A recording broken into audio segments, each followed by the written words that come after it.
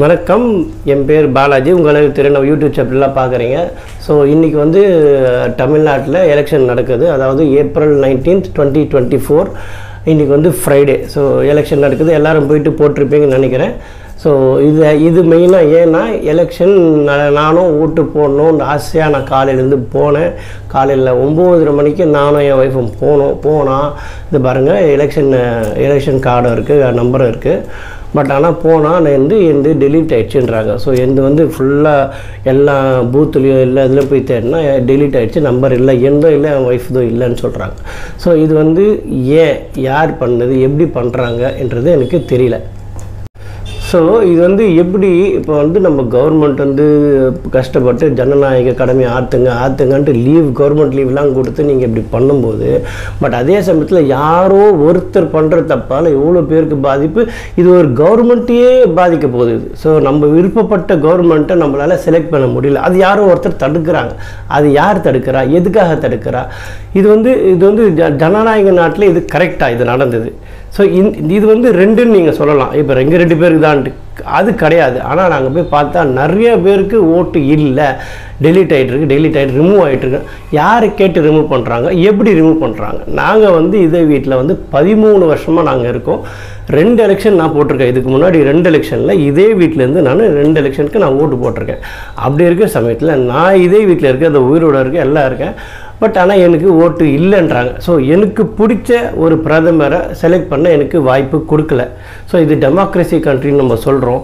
ஆனால் இது யாரோட தப்பு? இது ஏன் இது மாதிரி பண்ணுறீங்க தப்பு?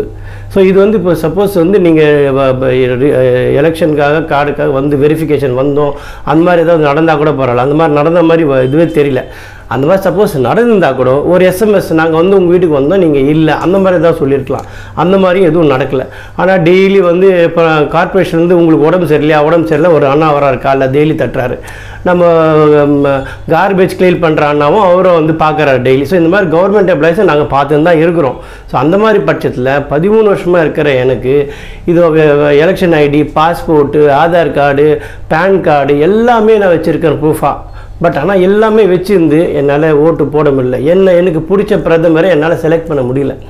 ஸோ இது வந்து நிஜமாலே வந்து ஒரு டெமோக்ரஸியாக, ஜனநாயகமாக இது வந்து ஒரு சார்ந்த ஒரு இதுக்கு போதா, அதுவும் தெரியல எனக்கு. ஸோ ஒரு சார்ந்த மக்களுக்கு மட்டும் டெலீட் பண்ணிவிட்டு ஒரு சார்ந்த மக்களுக்கு அவங்க வின் பண்ணிவிட்டு அப்போ அது ஒரு வின்னே கிடையாது. அது ரைட்டா?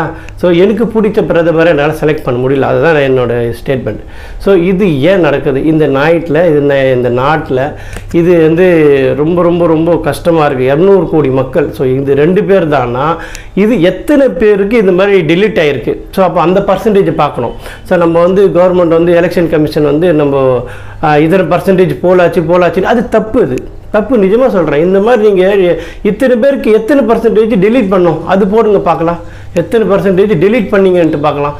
அப்போ 200 கோடியில் இது மாதிரி 100 கோடி நீங்கள் டெலீட் பண்ணால் 50% தான். அப்போ 50%ல் உங்களுக்கு எத்தனை பேர் வந்தாங்கன்னா 40%. அப்போ நீங்கள் வந்து 200 கோடி கேல்குலேஷன் எடுத்துகிட்டு ஆனால் எத்தனை பேர் வந்தாங்கன்ட்டு அப்போ 30% போலாச்சு, 40% தப்பு. உங்கள் டேட்டா டோட்டலி ராங். ரொம்ப ரொம்ப தப்பு. அது தயவு செய்து இந்த மாதிரி பண்ணாதீங்க. இனிமேட்லாவது நீங்கள் இது ப்ராப்பராக பண்ணுங்கள். தயவுசெய்து சொல்கிறேன். இது ரொம்ப ரொம்ப மன கஷ்டமாக இருக்குது. காலையில் 9:30லேருந்து சுற்றின்னு இருக்கேன். இப்போ வந்து 4 மணி ஆகுது. இப்போ போயிட்டு வந்து தான் நான் இந்த வீடியோ போடுறேன். நான் போயிட்டு வந்து அங்கே சுத்தமாக டெலீட் ஆகிடுச்சு, அசால்ட்டாக சொல்லிடுறாங்க. ஒரு கேர் கிடையாது. அப்போது டெலீட் ஆகிடுச்சுன்னா அப்போ நான் சிட்டிசன் இல்லையா? என்னோடய பிரதமரை நான் செலக்ட் பண்ண முடியாதா? நான் சொல்கிறேன், பாஸ்போர்ட் தரேன், ஆதார் கார்டு தரேன், பேன் கார்டு தரேன், ஒரு கம்பெனி வருஷம் அந்த எல்லாமே தரேன். ஏன் எனக்கு ஓட்டு டினை ஆச்சு? ஏன் ஓட்டு போயிடுச்சு? யார் பதில் சொல்ல முடியும்? அதுக்கு யார் கன்சர்ன் டிபார்ட்மெண்ட்டு இதுக்கு எனக்கு பதில் சொல்லணும். இது வந்து ஒரு காமன் மேன், நீ யாரா சாதனால போய் ஒன்றும் பண்ண முடியாது. அவ்வளோதான். காமன் மேன் ஒன்றும் பண்ண முடியாது இந்த நாட்டில். அவ்வளோதான். ஸோ வந்து இது தயவுசெய்து யார் பொறுப்போ நீங்கள் பொறுப்பெடுத்து எனக்கு இது பதில் சொல்லுங்கள்.